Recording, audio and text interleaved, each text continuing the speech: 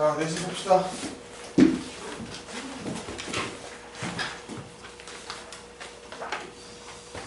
근데 이번 주 또 빡세게 하면은 다음 주 안 나오잖아. 다음 주 설이잖아. 예? 저 다다음 주도 안 나와요. 왜요? 저 여행 갔어요. 오케이. 와.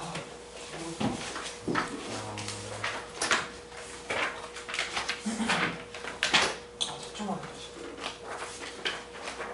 여행 가더라도 숙제는 해야 돼. 6축자 나가면. 아, 네. 네. 한꺼번에 방송. 녹화될 거 보고 따라가려면은 해야지. 아, 네. 자, 오늘만 딱 하면은 수요일날 축구 편하게 4강전 보고 결승전 설날 일요일날 보면 다 되겠다 했지? 너희들은 집에서 부모님이랑 보고 선생님은 술집에서 볼게. 자, 수업 좀 해봅시다. 일단 기출풀이부터 먼저 해야겠죠? 저번에 그 성남기계 범석이 형. 자, 이 페이지 보세요. 저 혹시 페이지가 73.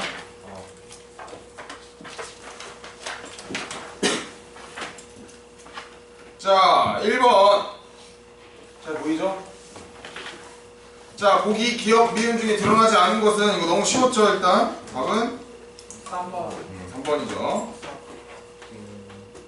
자, 현대, 늦가을, 이런 거 시간적 배경, 그리고 종합병원, 공간적 배경 나왔어. 그리고 문, 진찰용 침대, 여러 무대장치 소품 다 나왔어. 흰 가운, 그리고 맵시, 배우들 의상도 나왔어. 그리고 양위기가 세면대로 가서 등 배우들의 무대상의 위치, 동선 파악 다 나왔죠? 근데 세 번째 거 음향효과에 대해서는 나오지 않았습니다. 자, 밑줄 친 부분에 해당하는 말은 일단 1번이죠.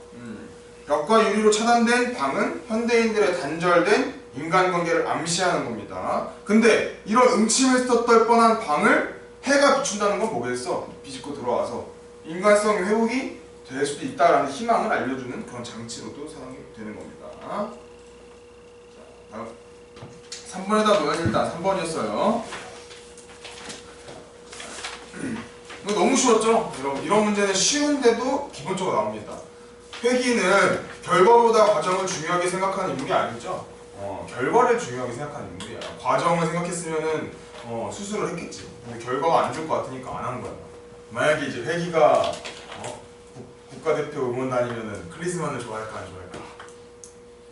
결과는 좋잖아 지금. 과정은 모르겠어 나도. 전술이 없는 것 같아. 근데 과거로부터 그런 얘기가 있어요. 삼국지나 이런 것들 많이 보면은 얘기 나오잖아. 명장, 용장, 뭐 이런 사람들 다 이기는 게 덕장, 이런 사람들도 이기는 게 문장이에요. 운빨은 어떻게 사람이 할 수 있는 게 아니야. 그 사람 운은 진짜 좋은 것 같아. 부러워. 자, 4번. 자, 수능형 문제입니다. 기억, 미음에 대한 설명으로 적절하지 않은 것은. 자, 답은 5번이었어요. 지나치게 당돌해서 놀란 건 아니죠. 자, 이 금숙이 놀란 이유는 자신이 알고 있는 회기의 별명과 이묵의 말이 우연하게 일치했기 때문에 그럽니다. 문제가 되지 않았고. 서술형은 넘어갈게요. 자, 6번. 윗글에 대한 설명으로 적절하지 못한 것은 자, 3번이 답입니다. 회기가 이녹의 수술을 거절했던 건 이전의 기계 같은 모습과 달라졌기 때문입니다. 그래서 문제가 자, 다음 거 7번은 답이 3번이었습니다. 장면 암시 기능을 하는 대사로 적절한 거. 장면 암시 기능이 뭐냐? 희곡은 대사가 중심을 이루는 문학이에요. 저번에도 한번 얘기했듯이. 그래서 대사는 성격을 묘사해주고, 그리고 사건 전개도 해주고, 장면 암시 기능도 해요. 근데 여기서 특히 꼽은 게 뭐야? 보기에서 장면 암시에 대한 거죠. 무대에서 일어나지 않은 사건을 전달해주는 것을 의미하는 건데, 자, 디귿을 통해서 평소에 이녹이 상현을 무능하다고 질책했고, 상현은 이에 불만을 느끼고 있었으면 알 수 있다. 디귿이 뭐였을까? 자, 아내는 항상 나를 무능하다고 빈정대지만 이라는 대사를 통해서 유추가 되는 거예요. 맨날 평소에 그렇게 얘기했을 수도 있겠다. 그래서 답은 3번이었습니다. 자, 이 지시문은 답이 5번이었어요. 자, 단호할 때는 완강하게. 그리고 비에서 혼자 소리로는 적절합니다. 높은 표현 쓰지 않는 거니까. 그리고 시 같은 거는 확신이 있는 것은 아니기 때문에 미심쩍게가 적절하죠. 뭐 이런 문제는 잘 나오진 않아요. 자, 9번 넘어가고 10번. 답은 4번이죠. 기억에 대한 설명으로 적절한 것은, 자, 담배는 포장도 중요하지만 알맹이가 중요하다. 비교한 거죠. 담배의 겉면보다는 알맹이가 중요한 거다라고 얘기하면서 나라는 거는 의사 겉면은 지금 이쁘잖아. 근데 포장은 잘 돼 있는데 알맹이는 없는 사람이었잖아, 여기가. 근데 이거 얘기하는 이유는 뭐야? 저희가 뭐 생각 고쳐 먹으면서 얘기를 한 거기 때문에 10번이 4번 답이었습니다. 이런 문제 잘 나와요, 수능에. 자, 이제 기출 맛보기로 하면, 자, 적절하지 않은 것은 답이 3번입니다. 자, 금숙의 말에 혜리가 웃음을 터뜨린 이유는 그녀의 말이 자신의 뜻과 맞지 않았기 때문이다. 따라서 금숙의 말에 만족하였다는 지시는 틀린 거예요. 그리고 2번 같은 경우에는 답이 2번이죠. 적절하지 않은 것을 고르는 거예요. 보기는, 자, 이 작품에서는 전쟁 이후의 비정한 현실, 그리고 그런 비정한 현실에 이미 묶여가지고 버려진 그런 인간을 발견할 수 있는 거예요. 좀 정신적으로 망가진 인물들을 볼 수 있는 거예요. 이런 비정한 현실은 인간의 삶도 비참하게 만들고 인간의 태도나 의식에도 영향을 미치고 있는데, 그러한 현실에 종속되지 않은 인물이 등장해서 그러한 현실이 극복될 수 있는 단서가 되고 있다고 합니다. 근데 왜 답이 2번이냐? 자, 이녹은 회기가 수술을 해달라고 애원하는 자신을 냉정하게 거절했기 때문에 기계와 같다고 한 거예요. 근데 이렇게 이녹의 말로 미루어 봐서는 이녹은 비정한 의식을 지니고 있다고 볼 수는 없어요. 나 살려주세요 하면서도 그 의사를 탓하거나 뭐 그러진 않잖아. 의사를 어떻게든 설득하려고 그러잖아. 유일하게 좀 썩어 빠진 마인드가 아니라는 사람으로 볼 수 있는 거예요, 여기서. 문득 난 이걸 보면서 그걸 느꼈어. 내가 죽을 병에 걸렸고 이 의사밖에 나 수술 못한다면은 당연히 좋은 소리밖에 못하지 않을까. 자, 이제 넘어갑시다. 박지원의 상기. 박지원 되게 유명한 사람이에요.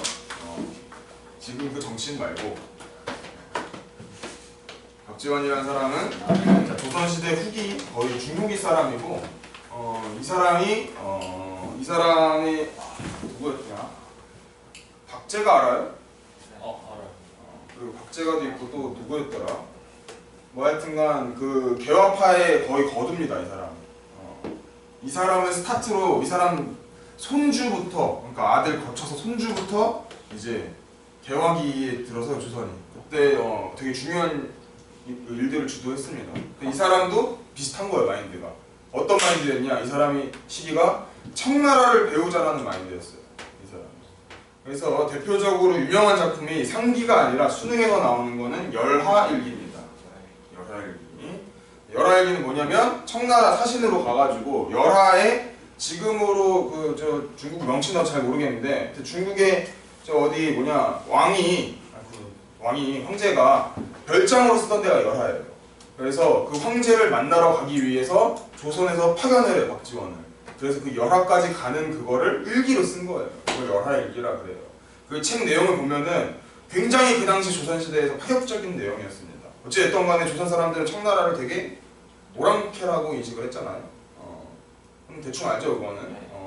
소중화 사상이잖아요, 우리는 중국이다라는 마인드가 되게 강했어요. 그래서 명나라가 망했을 때 이제는 중국이 우리다 라고 했어요, 진짜. 지금은 소미국 사상이죠, 우리는 미국이 더 심하지. 실제로 거기 뉴스에 보이는 건 그렇긴 하지만 우리는 미국이 거의 속국 수준이에요, 경제나 이런 것들 다. 그리고 전시작전권 누구한테 있어? 그 전쟁이 터지면 작전을 하잖아. 작전권 누가 갖고 있어? 미국 갖고 있어요. 미국이 전쟁하지 말라면 전쟁 못해요, 우리. 근데 뭔 중국이야, 중국은. 나도 중국을 별로 좋아하진 않지만 그런 억가는 해서는 안 됩니다. 근데 어쨌든 간에 청나라를 되게 오랑캐라고 멸시했던 분위기였는데 그래도 배울 것도 없다 했어요.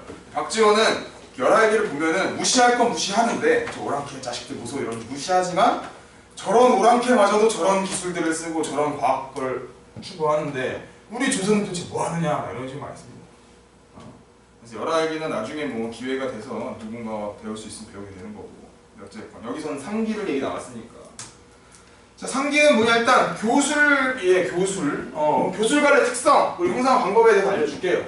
일단 대상이나 세계에 관심을 갖고 그 대상이나 세계를 묘사하거나 설명하는 경향이 되게 강하게 나타나는 것을 교술이라고 합니다. 교술관례에서는 대상이나 세계에 대한 개인 경험, 사색, 성찰들을 개성적인 발상이나 문체로 형상화합니다. 그래서 설할 때 설, 그리고 수필할 때 기, 이런 수필 이런 게 다 교술관례에 포함이 됩니다. 자, 그래서 뭐 경험이나 이런 상찰 이런 거에 듣는 거예요. 이 박지원이라는 사람이 경험에 대해서, 성찰에 대해서 얘기를 많이 한다 했잖아. 열알기도 비슷해요. 그리고 이 상기도 열알 갔을 때 느낀 것들을 얘기합니다. 내용이 무엇이냐? 간단하게 코끼리를 봐요. 우리나라에 코끼리가 있었겠어? 없었겠죠. 얘가 열화 갔다가 코끼리를 만나요. 그러면서 그 코끼리를 보면서 본인이 깨달은 바에 대해서 얘기를 합니다. 이게 상기예요. 한번 같이 읽어봅시다. 자, 상기는 코끼리를 본 경험을 바탕으로 대상을 어떻게 인식해야 되는가에 대한 깨달음을 전달하고 있는 작품입니다. 자, 진기하고 괴이하고 대단하고 어마어마한 것을 볼 요량이라면 선문 안으로 들어가서 코끼리 우리를 구경하면 된대. 내가 연경에서 본 코끼리는 연경이 중국이에요. 그러니까 처음으로 본 거야. 조선에서 볼 수가 없지. 16마리인데 모두 쇠사슬로 발이 묶어서 움직이는 모양 보지 못했대. 그런데 지금 열하 행궁 서쪽에 코끼리 2마리를 보니, 그러니까 이번에는 두 번째 왔다라는 거예요. 뭐 이걸로 문제 째짜게 내진 않지만 여러분들 내신에서는 째짜게 낼 수도 있어요. 박지원이 지금 여기서 상기에서 얘기하는 거는 첫 번째 어디서 본 거야? 연경에서. 두 번째는 지금 열하에서 본 거예요. 박지원은 코끼리를 처음 본 게 아니야. 두 번째 본 거야. 첫 번째는 코끼리가 움직이는 모습을 못 봤지만 두 번째에서는 본 거야. 온몸에 꿈틀거리면서 가는 게 비바람이 지나가는 듯 굉장했다. 과거와 현재의 경험을 대비하고 있죠. 지금 열하면은 지금 내가 열하에 있다는 것도 인식할 수 있겠죠. 이 상기 쓸 때. 자, 예전에 동해 바닷가를 새벽에 지나가다가 파도 위에 말처럼 서 있는 물체를 본 적이 있다. 무수히 많기도 하고 집채만큼도 크기도 해서 물고기인지 짐승인지 통 알 수가 없었다. 해를 뜨고를 기다렸다 자세히 보려고 했지만 해가 뜨기 전에 모두 바닷속 숨어버렸다. 지금 10걸음에서 코끼리를 보며 생각해보는데 동해에서 본 거랑 비슷하다. 과거에 그 비슷한 물체를 보았던 경험을 회상하고 있는 거죠. 과거와 현재의 경험을 연결시키는 거예요. 그 몸체를 생각해보면 소 몸뚱이, 나귀 꼬리, 낙타 무릎에 호랑이 발, 짧은 털, 회색 빛깔, 어진 모습, 슬픈 소리를 가졌다. 귀는 구름을 들이는 듯하고 눈은 초승달 같으며 두 개 어금니는 2아름이나 되고 키는 한 장 남짓 되었다. 코는 어금니보다 길어서 자벌레처럼 구부러졌다 하며 군뱅이처럼 구부러지기도 한다. 코끝은 누의 끝부분처럼 생겼는데 거기에 족집게처럼 물건을 끼워서 둘둘 말아 집에 넣는다. 코끼리에 대해서 되게 상세하게 묘사하고 있죠. 왜냐하면 이걸 읽는 사람들은 코끼리를 본 적이 있어 없어? 없잖아. 이걸 읽는 사람들은 없는 거야. 조선시대 사람들. 이걸 보면서 코끼리를 연상시키는 거예요. 눈이 초승달 같고 두 개 어금니가 엄청 크고 키가 엄청 크고 발은 막 호랑이 발같이 생겨가지고 그렇대. 자, 어떤 사람은 코를 불이라고 착각을 해서 코끼리의 코를 찾는데 그러니까 코가 아니라 생각했던 거야. 왜냐면 코가 이렇게 생긴 거는 코끼리가 거의 유일하니까. 코가 좀 이상하게 생겼으니까.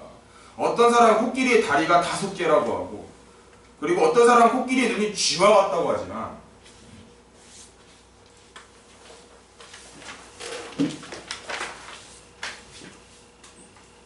이는 대개로 어금니 사이에만 관심을 집중하기 때문에 그런 거예요. 몸뚱이와 통틀어 가장 작은 놈을 가지고 보기 때문에 엉뚱한 오해를 갖고 있는 거예요. 사물의 일부분만 보고 판단해서 문제가 생겼다는 거예요. 성급한 일반화의 오류에 대해서 얘기하는 겁니다.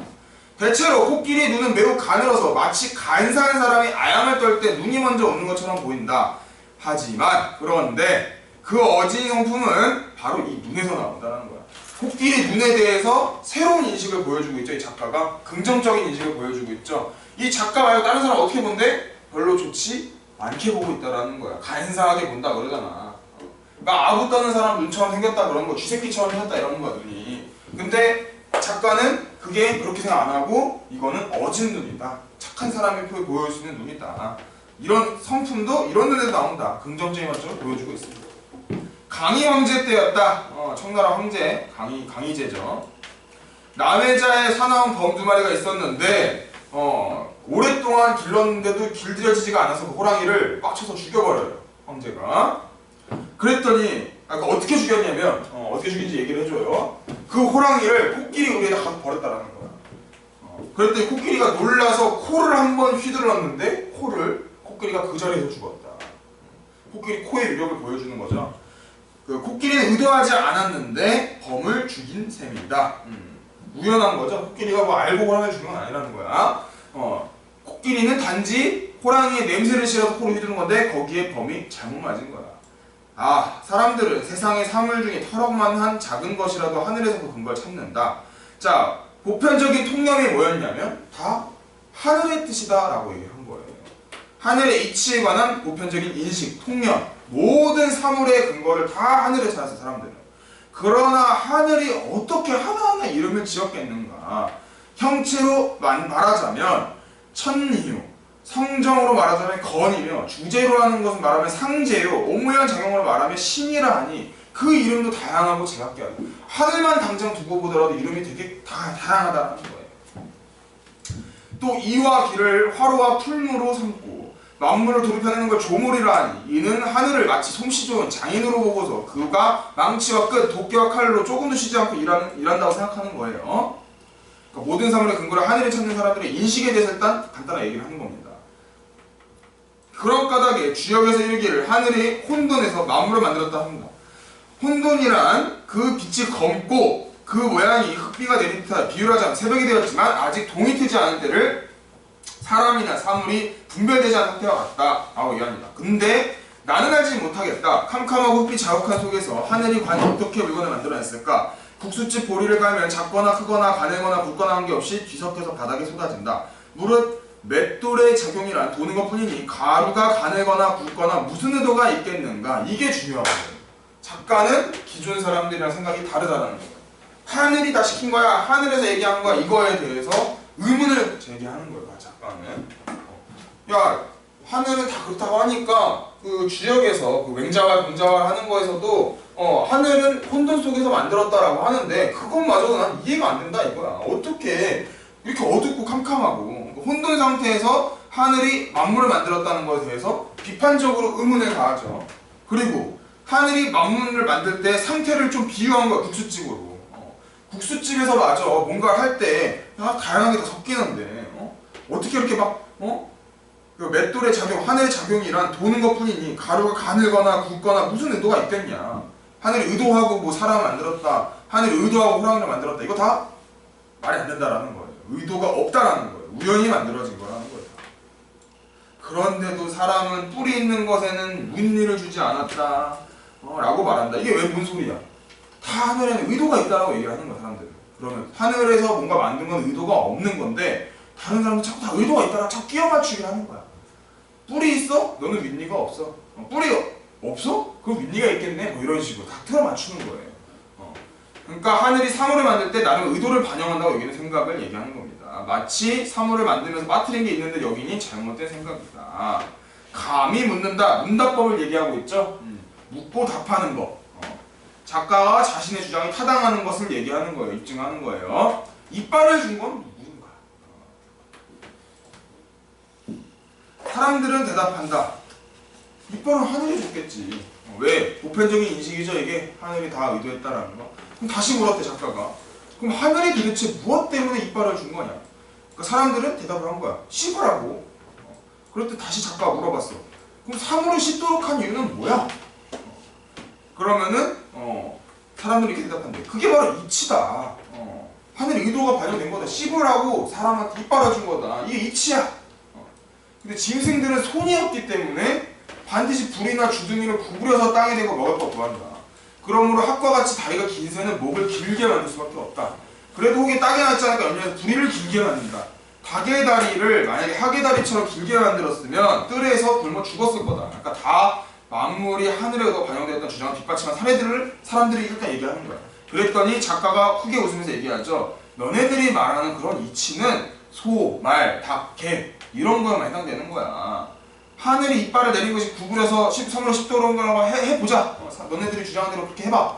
그러면 지금 저 코끼리에는 왜 대체 어금니를 줬냐 쓸데없이. 그래 땅으로 고개를 숙이면 어금니가 먼저 닿는데 이런 모습은 오히려 씹는 것에 방해가 되는 게 아니냐. 이렇게 얘기를 하는 거예요. 그런데 사람들은 이렇게 말해. 이것은 코가 있기 때문에 작가의 반박에 대해서 얘기를 하죠. 그랬더니 그럼 나는 이렇게 말한다. 긴 어금니를 주고서 코를 핑계로 댈 생각이면 차라리 어금니를 없애고 코를 짧게 하는 게 낫지 않냐? 하늘 이치라면 그렇게 만들었겠지. 그러면 더 이상 우기지 못하고 슬며시 굴복하고 만다. 모든 사물에 하늘의 의도가 반영되어 있다는 주장에 대한 논리적인 반박이죠. 그러니까 이 사람이 얘기하고자 하는 건 이거야.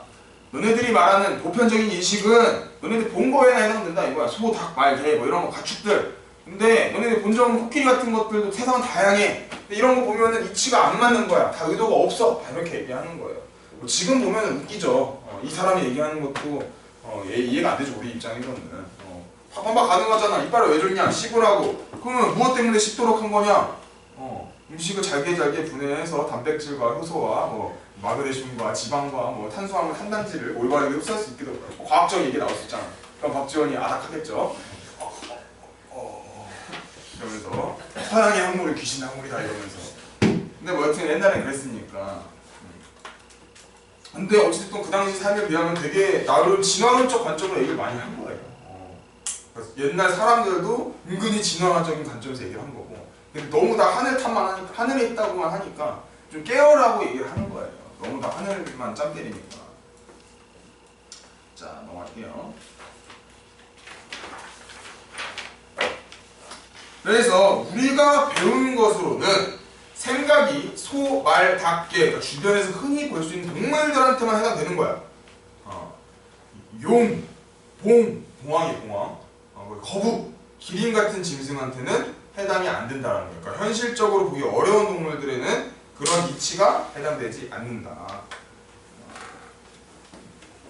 코끼리가 범을 만나면 코로 때려 죽이는 거 말려. 그 코야말로 천하무적이다. 근데 쥐를 만나면 코를 둘 데가 없어서 하늘을 우러러 멍하니 서 있을 뿐이다. 그렇다고 쥐가 범보다 무서운 존재라고 말한다면 조금 전에 말한 바 이치가 아니다.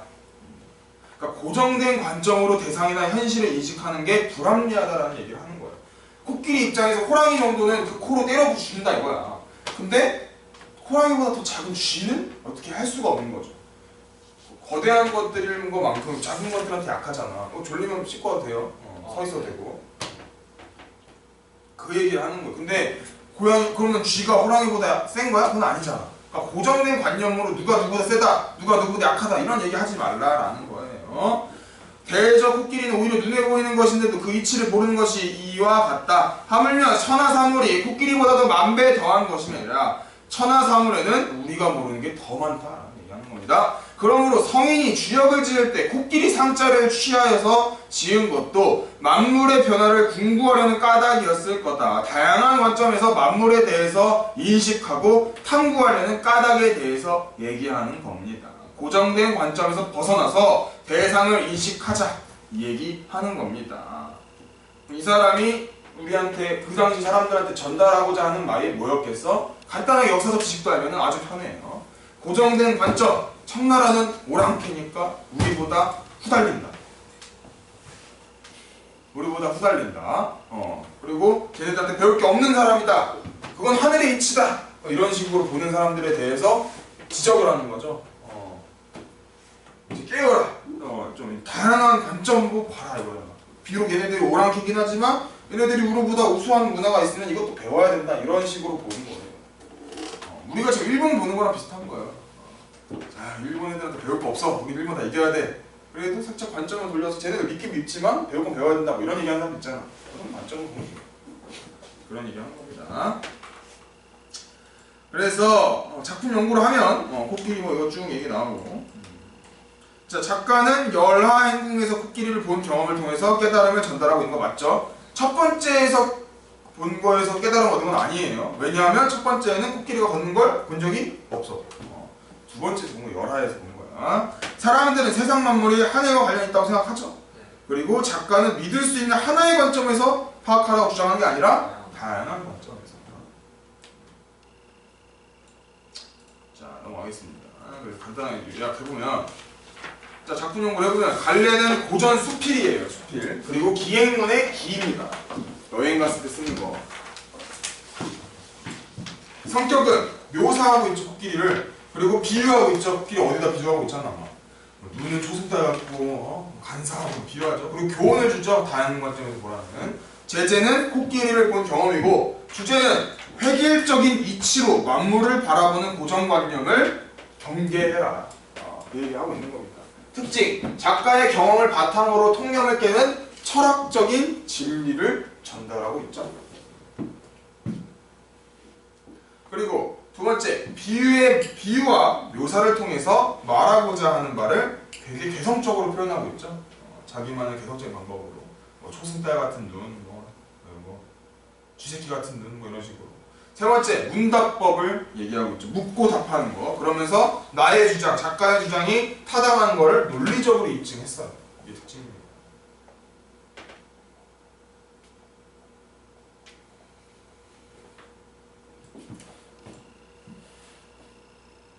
자, 뭐 여기만 봐도 외양모사 어떻게 했어? 코끼리 외양을 소 몸통에, 꼬리, 나귀의 꼬리에, 낙타의 등에, 호랑이 발바닥에, 귀는 구름같이 생겼고 눈은 초승달같이 생겼다고 막 비유하잖아. 다양하게 코끼리를 묘사하고 있고, 코는 자벌레 닮았다 그러고 벌레처럼 생겼다고. 자, 코의 움직임에 대해서 코를 자벌레, 군뱅이, 누에, 족집게 이런 것들에 비유한다. 뭐 이런 식으로 막 여러 다양하게 묘사하고 있죠. 자, 작품형 구성은 거의 대부분 기승전결이에요. 고전 수필, 고전 소설 이런 것들 대부분 다 기승전결 취합니다. 기, 움직이는 코끼리를 보았을 때 느낀 충격과 경이로움에 대해서 스타트를 해요. 나 이만큼 충격받았어. 승, 코끼리의 외양에 대한 자세하게 묘사를 하죠. 이제 나 이만큼 충격받았는데 왜 충격받았냐면 어떻게 생겼더라. 그 다음에 전, 내가 이제 하고자 하는 얘기가 나오는 거죠. 하늘의 이치에 관한 통념과 그거에 대한 논리적인 반박, 그리고 입증하는 과정에 대해서 쭉 얘기하고, 결론에는 그래서 내가 하고자 하는 말이 뭔데? 보정된 관념에서 대상의 인식하는 것을 위험하다, 경계해야 된다, 이런 얘기를 하고자 이런 글을 쓴 겁니다. 이해되셨죠?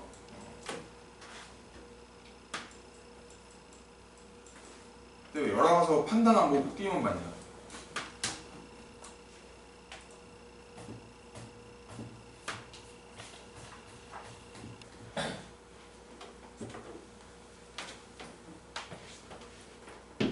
자, 넘어가 봅시다.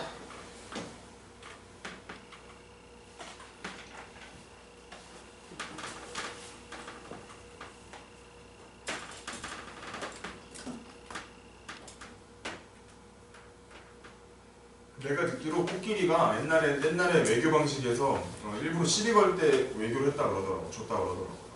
내가 들은 걸로 그래요. 코끼리를 한 마리를 선물을 하면은 황제가 코끼리를 키우는데 드리는 곡식이나 뭐 이런 것들이 답이 없대요. 그래, 맞아. 그럼 결국에 굶어 죽잖아.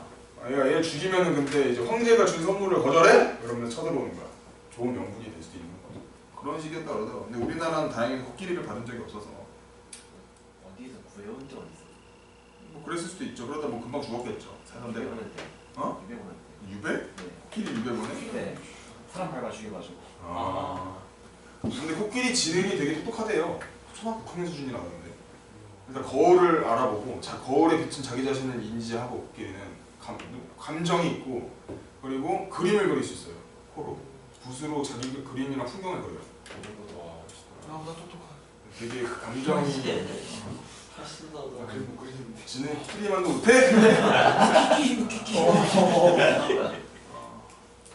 내가 그냥 코끼리 되게 똑똑하다 그러더라고. 우리나라는 코끼리 이런 거 받아본 적은 없으니까. 낙타는 받았었지 뭐. 네, 다 보냈어요. 다 죽였잖아. 네. 일부러 죽인 거예요. 챙겨주겠어. 자 갑시다. 자 그러면 이 글에서 드러난 작가의 경험과 정서를 파악해 봅시다. 작가는 어떤 경험을 바탕으로 이 글을 썼어? 열화 행궁 서쪽에서 코끼리 두 마리를 본 경험을 바탕으로 이 글을 쓴 거죠. 코끼리를 다 본 경험으로 이 글을 쓴 겁니다.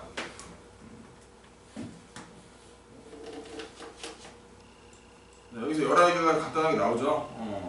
정조 때 쓴 거예요. 중국 청나라에 가는 사진을 따라 허강에 갔을 때, 러허강에 갔을 때 기니 기행문으로 중국 희분의 명목으로와 태서의 신학문을 소개하고 허생전, 호질 등의 단편 소설 등이 막 실려 있습니다.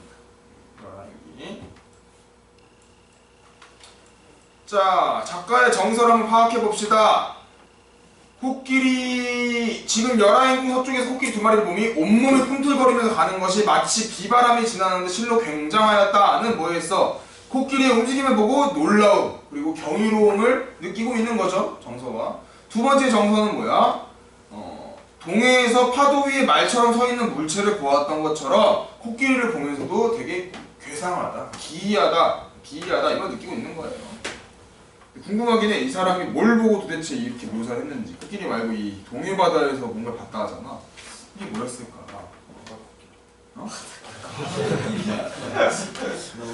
동해 바다 코끼리라고. 그나마 이상한 거 감지. 강치. 해녀. 미쳤다. 해녀는 동해 없지. 영주. 제주도에 있지.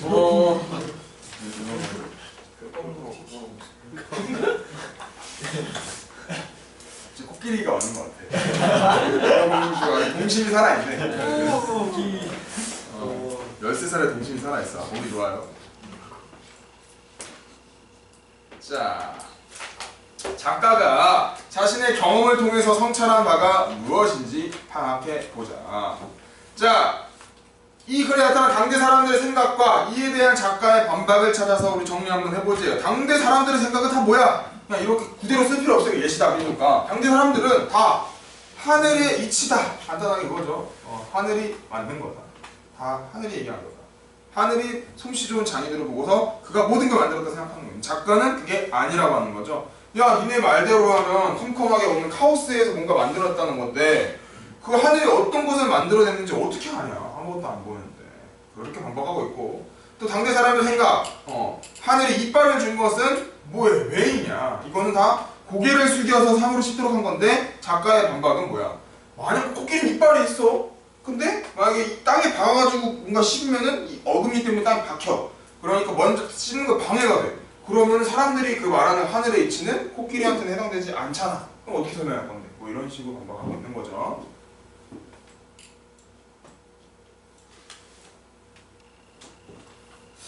굳이 따지면 지금으로 하면 이제 창조론이랑 진화론이랑 한바탕 하는 느낌.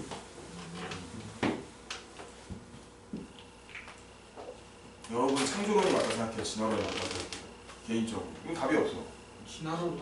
종교 때문에 상처. 종교 때문에 상처. 종교대 창조론. 석현이는? 그래도 태초에 무언가가 있었어야지 뭔가 생기지 않았을까요? 창조론? 나도 좀 그런 생각을 하긴 해요. 아니, 진화론도 맞고 창조론도 맞다 생각해요. 둘 다 같이. 뭔가 둘이 섞여 있는 것 같긴 해. 뭔가 있지 않았을까. 그리고 근데 그건 있대요. 과학자들이 뭔가 발견하면 발견할수록 아득한 느낌을 받는다고 하더라고. 너무 답이 없어. 너무 넓어가지고. 근데 나도 굳이 신을 믿진 않는데 나는. 신이 있었으면 날 좀 잘생기게 만들어주지. 왜 하늘은 차원을 낳고 나를 낳았나. 뭐 하여튼가 맞습니다. 자, 그래서 작가가 성찰한 것이 도대체 무엇이냐 이걸 보면서 성찰한 것, 하늘의 이치를 절대화해서 모든 것을 하늘의 이치와 결부시키는 당대의 획일적인 사고방식에 대해서 성찰하고 있는 거죠. 너네들 사고방식 잘못됐어. 그 얘기하는 거예요. 의의는 작가의 성찰을 당대의 지배적 통념에서 벗어나는 사고방식을 보여준다는 점에서 의의가 있는 겁니다. 당대적인 지배적인 통념에서 벗어난 사고방식. 우리가 이걸 보면서 느낄 수 있는 건 우리가 서양 애들이 한 100년 전에 했던 걸 우리가 이제 와서 하고 있다라고 보면 돼요. 정조 때 가서. 서양도 똑같았잖아. 중세시대 때 하늘이 다 시켰다라고 얘기를 하고 종교에 대해서 막 교황 힘이 셌잖아. 근데 걔네들은 어찌됐든 간에 그 뭐냐 르네상스를 통해서 인간 중심으로 돌아왔잖아요. 그러면서 과학 발전이 막 된 거예요. 그렇게 될 수 있었던 이유는 사람 많이 죽어서 그래요. 진짜야. 그때 그게 흑사병 있지. 흑사병으로 사람들이 다 죽어나간 거야 그때. 근데 너네들 말대로 신이 있으면은 왜 사람을 죽이냐 이게 나온 거예요 그때. 너무 많이 죽으니까. 그래서 다시 이제 인간 중심으로 가기 시작했어요. 왜냐면 흑사병에 걸렸는데 옆에서 기도만 하고 있다고 낫겠냐고. 하나님 아버지께서 주시는 시련입니다. 제발 가족을 해도 죽는단 말이야. 항상 약을 줘야지 살지. 그때 나온 게 엑조지스트예요. 퇴마하는 거 퇴마. 이거 악마 들려가지고 흑사병 걸린 거라고. 되게 낫겠냐고 이게. 근데 거기서 이제 그리스 시대의 그 인간 중심적인 사고를 가지고 약을 만들어서 먹이니까 얘가 낫는 거야. 그 은수저로 밥을 먹으니까 낫는 거야. 씻으니까 낫는 거야. 그러니까 이제 과학적인 사고방식 간 거예요, 서유럽은. 유럽은. 근데 동아시아는 원래 사람 중심이었어요, 처음부터. 우리 유럽은 반대야. 우리는 좀 신보다는 사람 중심으로 좀 많이 갔어요. 좀 봉건제도 많이 심했고. 그러다가 이제 부처가 나왔는데 부처는 그래도 생활 종교였지 막 뭔가 이렇게 기독교 천국은 아니었단 말이에요. 뭐 왕미도 벌 받는 데가 아니란 말이에요. 근데 갑자기 유교가 확 들어오면서 유교 가스라이팅을 당하면서 이게 갑자기 사람에서 이게 조상님 중심으로 가면 귀신 중심으로 가면서 신도 아니야 귀신이야. 이게 좀 뭔가 이상해졌어요. 그래서 중국이랑 한국이랑 이게 확 내려간 거지. 일본은 아무것도 아니니까 이제 가만히 이제 중간에서 눈치 보다가 이제 유럽 배운 거고 그런 느낌이에요. 근데 여기서는 지금 이제 그걸 하자 하는 거예요. 야 내가 청나라 가보니까 저 오랑캐들도 바퀴에 수레 달고 수레라는 게 방명돼서 막 무역을 하고 길을 만들어 놓고 막 장사를 하고 돈을 벌더라. 근데 우리 조선은 오니까 뭐 길은 그냥 개똥밖에 안 굴러다니는데 그래 뭐 우리도 빨리 바뀌어야 된다 뭐 이런 얘기들을 막 하는 겁니다. 자 사물의 표현 방식 뭐 이런 거는 이제 보는 이유가 뭐야? 다 이제 내신에서 서술형으로 나올 때 얘기하는 거예요. 뭐 이거 너무 쉽죠? 표현 방식은 뭐 소의 목둥이, 나귀의 꼬리, 뭐 다 비유법이죠. 어떤 비유하고 있는 거. 효과는 뭐야? 코끼리의 외양과 움직임을 되게 감각적이고 섬세하게 묘사하는 효과. 뭐 이 정도로 보시면 됩니다.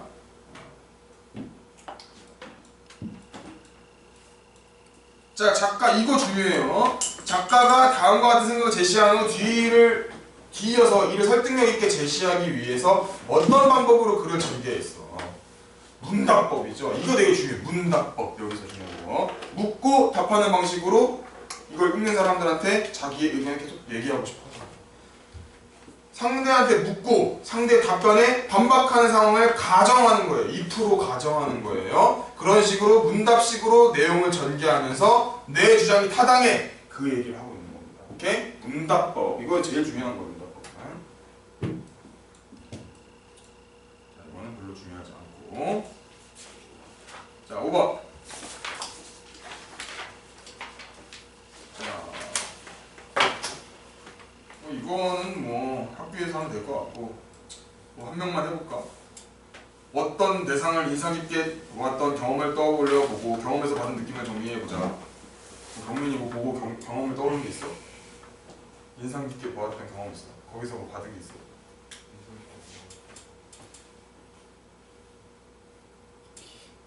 딱히 없어? 뭐 있는 사람? 승우는? 없어? 거울을 뭐 그것도 중요하지. 이것도 하나 이거 성찰도 있어. 이원 인사 자화상 통주지. 나는 그런 거 있어. 그 뭐냐 그 목소리가 나는 내 목소리를 모른다고 하잖아. 그렇죠. 귀에 울리니까. 근데 노래방에서 이제 나는 노래를 되게 잘한다 생각했는데 남한테는 소일 수도 있겠구나를 깨달은 적이 좀 있긴 합니다. 물론 내 노래를 못하진 않지만 네, 그런 느낌을 받은 적이 있다. 뭐 이런 거 학교에서 뭐 시킬 것 같아. 딱 봐도 딱 돼. 알지? 아 용산고만. 왜 가셨었지? 자 넘어갈게요. 이거 넘어갈게요. 뭐야? 짝거 얘기해보는 거 집에 가서 해보세요. 자, 간단하게 교술 관리학 이해와 글쓰기. 한번 정리 한번 딱 해보겠습니다. 빠르게 정리 한번 해보면, 자, 3기 경험. 열화행동에서 열화행 합종에서 코끼리 본 경험이고, 정서, 놀라움, 기이함 이런 거 느낀 거고, 성찰은 뭐야? 어떤 이치, 하늘의 이치에 대해서 입각해서 선입견을 갖지 말라. 획일적으로 사고하지 말라. 이런 비판적 태도, 그런 것들을 비판적인 태도로 보여주는 겁니다. 뭘 통해서? 어떤 방식을 통해서? 문답법을 통해서 묻고 답하는 걸 가정해서 내 주장이 맞다라는 걸 얘기하고 있는 거죠. 경험, 성찰, 정서입니다. 자신의 경험을 떠올리고 경험에서 받은 느낌과 경험을 통해서 성찰한 점을 정리하고 있습니다. 다양하고 효과적인 표현 방식을 사용하고 있어서 개성이 있죠. 초승달처럼 생긴 눈, 쥐새끼처럼 생긴 눈, 이런 거 다 개성적이잖아요. 자, 점검하기는 중요하지 않고, 자, 다음 거 한번 빠르게 풀어봅시다. 활동 정리 빠르게 풀어봅시다.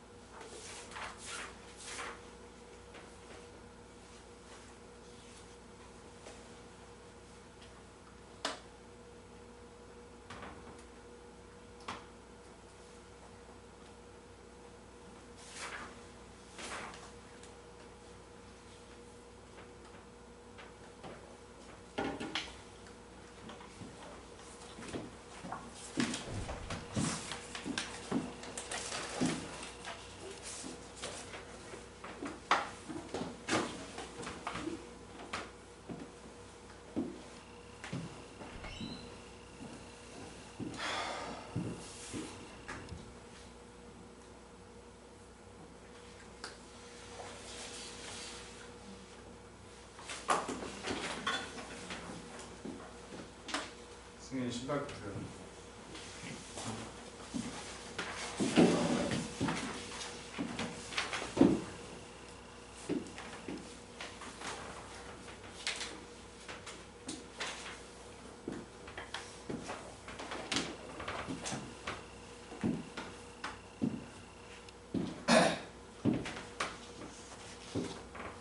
다 풀었어요? 그 사람.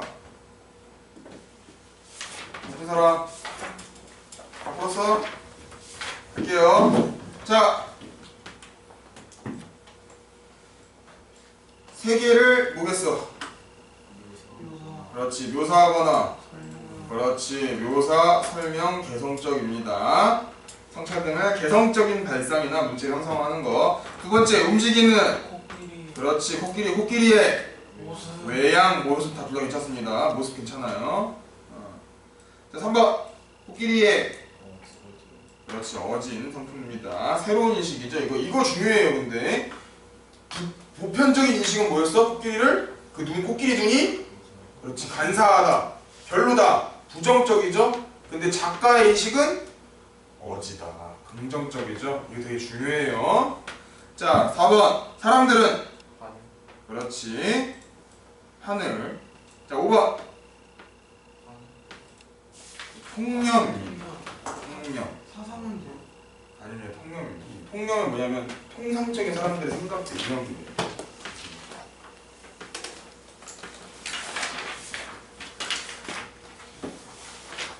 요즘 자꾸 통념에 도전하는 사람들이 많잖아.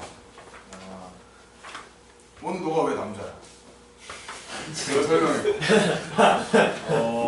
저는 여기까지 논란이다. 사이에 달려있다. 다리가 세 개. 그것도 통념이야. 오.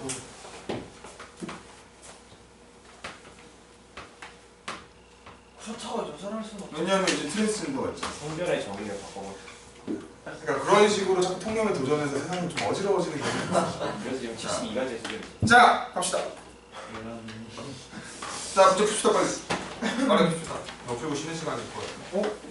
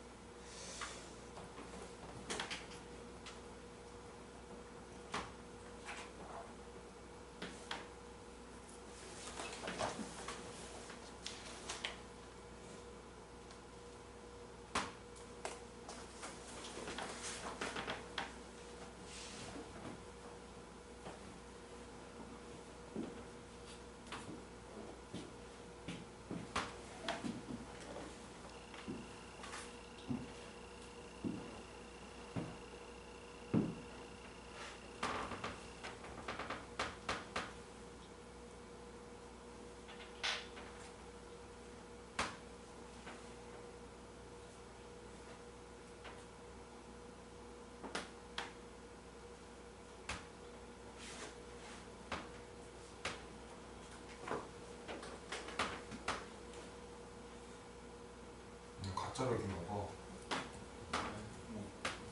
가짜 벽.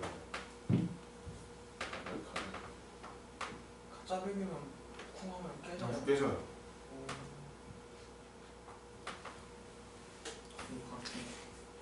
그러니까 이제 학원 리모델링 같은 거 하면 이거 그냥 깨기만 하면 되잖아. 깨면은 대형 강실 나고 그런 식으로 하는 거죠. 찐벽은 딱딱해요.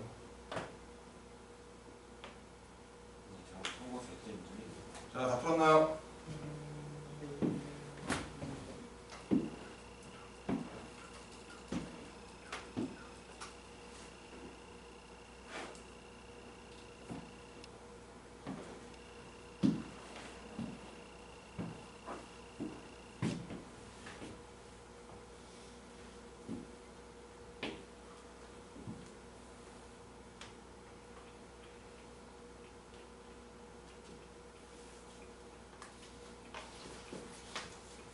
됐나요? 자, 가겠습니다. 1번 X X, 2번 5 5, 3번 X X, 4번 5 5, 5번 X X, 6번 X X입니다. 좋아요. 자, X5, X5 X5, X5, XX 자, 2번 코끼의 코끝이 애벌레 그렇지, 애벌레, 무에 둘 다 괜찮습니다. 자, 동물은 범 범, 호랑이 둘 다 맞습니다. 3번은 하늘 하늘, 4번은 혼돈, 5번은 쥐입니다. 쥐역에서 혼돈, 카오스. 코끼리는 쥐. 자, 3번은 소 그렇지, 소, 나귀, 낙타, 타 호랑이. 그렇습니다. 그리고 하늘이죠. 자, 진기는 매우 귀하면서 기이하다라는 거예요. 진기명기라고 그러죠. 요량은 자, 앞니를 잘 헤아려 생각하는 걸 요량이라 그래요. 자, 성전은 타고난 본성을 얘기합니다. 성전. 그리고 주제는 어떤 일을 맡아서 중심이 되어서 처리하는 걸 주제라고 합니다. 풀무는 불을 그렇지. 막 불을 피울 때 바람을 일으키는 기구를 풀무라고 합니다. 풀무질이라 그러잖아. 대장간에서 풀무질 한다고 그러잖아. 주역은 유교 경전의 5경 중에 하나로 우주변화의 이치를 설명한 거고, 봉황이 이제 쉽죠 이거는. 주작. 주작이 봉황이에요. 주작. 자, 소단원 그냥 간단하게 한번 그냥 이거는 이렇게 참 안 보면서 우리 얘기해 봅시다. 그냥 이제 마지막이니까. 우리 3단원 끝났어요 오늘로. 다음 설날 지나고는 이제 4단원 6주 7주는 4단원 1, 단원 2에서 1, 2, 3, 4 해가지고 중앙고등학교까지 공연까지 끝이에요. 자, 한번 간단하게 정리해봅시다. 얘기하는 말로만 그리고 쉬는 시간 가질게요. 자, 우리 처음에 했던 게 뭐였어? 고재종의 첫사랑. 첫사랑 뭘로 표현했어요? 눈꽃. 눈이 내렸어. 막 사근사근 내렸어. 그러니까 첫사랑을 이루기 위해서 엄청나게 많은 노력을 했죠. 그래서 이뤄서 행복하죠. 근데 결말은 어떻게 했어? 녹았죠. 헤어졌죠. 하지만 그 상처 속에서 얻는 게 있었죠. 그런 내용들에 대한 게 첫사랑이었어요. 그 다음이 뭐였어? 이태준. 돌다리였죠. 돌다리에서 하고 싶은 말 뭐였어? 전통을 중시하는 그런 것들에 대해 물질 만능인 현대를 비판하고 전통이 줬던 아름다운 그런 생각들, 그런 상황, 그런 것들에 대해서 가치, 전통의 가치 이런 것들에 대해서 생각하고 난 거였잖아. 왜 돌다리를 짓는지에 대해서 나무다리보다 돌다리가 왜 좋은지. 현대인들은 무슨 다리를 지으려고 그래? 나무다리잖아. 왜냐면 다리라는 게 그냥 건너고 한다면 필요한 거지 뭐. 빨리빨리 하고 쉽게 하면 좋은 거 아니야? 가성비 따지는 거죠. 근데 전통은 돌다리죠. 좀 고생하더라도 사람들이 많이 왔다 갔다 하고 비 오거나 뭐 바람 오거나 해서 날아가서 부서지면 난리 나니까 한 번 지을 때 튼튼하게 지어야 된다 이 얘기 하는 거잖아. 그때 그럼 내가 가르치면서 요즘 아파트 짓는 거 다 나무다리로 짓는다고 뭐 이랬지. 뭐 하여튼간 그렇고. 자, 그 다음에 했던 게 성난기계였어요. 성난기계도 거의 비슷해요. 현대인들에 대한 냉정한 그런 시선들, 그리고 결과보다는 과정보다는 결과를 중시하는 그런 느낌들. 회의 대표적인 뭐 의사, 건료는 의사고 존경받는 뭐 그런 건데 소갈맹이는 없는 양반이잖아. 치료 이거 안 될 것 같아 막 이러면서. 근데 어찌됐던 간에 그 부인의 남편 더 스레이 남편을 만나고 본인도 스레이가 돼서 안 되겠다 싶어서 각성을 하죠. 그게 음침한 곳에 햇빛이 들었다라는 표현으로 잃어버린 인간성에 대한 회복. 의사는 기계잖아 어떻게 보면. 그거 성관기계라고 표현한 거예요. 그런 식으로 얘기를 한 겁니다. 그냥 사람 단순히 고치는 기계에서 인간성을 회복한 사람으로 표현한 게 차범근 훈기였고 우리가 원했던 박지원의 상기. 코끼리 보면서 느꼈던 것들. 그치? 외양묘사를 하고 그러면서 정하고자 했던 게 뭐였어? 아까 하나의 이치를 가지고 딱 그 단정해서 보지 말라. 다양한 관점에서 파악하는 게 중요하다. 뭐 그런 얘기 하고 싶어 했던 거잖아. 결론에서 그 얘기 했고 벗어나라. 하늘의 이치에 대해서. 이게 3단의 주요 내용들이었습니다. 이해됐나요? 3주에 걸쳐서 우리가 했습니다. 자, 쉬는 시간. 35분부터 배고파. 50분까지. 네, 뭐 배가 고프다. 자, 잠깐만. 숙제 검사 좀 해봅시다.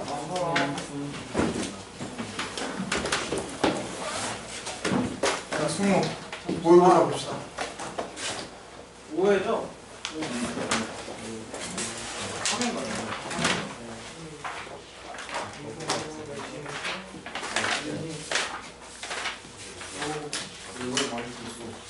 이거는 잘 맞았어. 나 이번에 시험 많이 했어. 열심히 했네. 어이가 없네. 왜?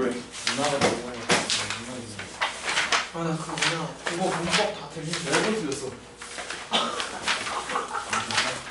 돌면서 틀렸어? 네. 6개면 잘했네. 아 문학이 없어. 6개면 잘했네가 아니라 1개 틀려도 못했네. 나 몇 개 틀렸지? 갑자기 궁금해지네. 자, 5회. 안 해왔어? 네, 집적을 안 한 거야? 네 개. 여섯, 일곱, 여덟, 아홉, 열. 문제를 풀 때 쉽게 해보면 좋은데 열네. 여기에 문단 구분을 하고 정리를 하는 노력을 해야 돼요. 알겠죠? 그런 거 없으면 안 돼. 결정하세요. 오늘 5회. 저그두장 하는 거를 들었습니다. 네, 숙제 좀 이유. 이렇게. 뭐 안 봐도 뭐 잘했을 것 같거든.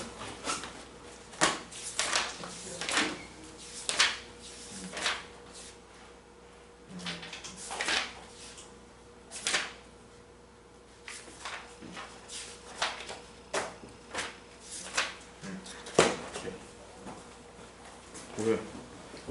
됐다. 승현이 이거 왜안 나올까? 나와. 안돼. 잠 깨. 이거 와. 오케이. 아, 진짜 감없네.